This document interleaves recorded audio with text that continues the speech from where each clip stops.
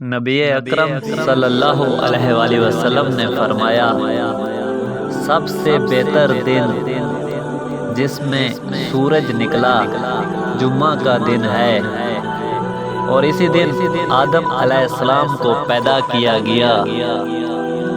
اور اسی دن انہیں جنت میں داخل کیا گیا، اور اسی دن انہیں جنت سے نکالا گیا، اور قیامت بھی اسی دن قائم ہوگی۔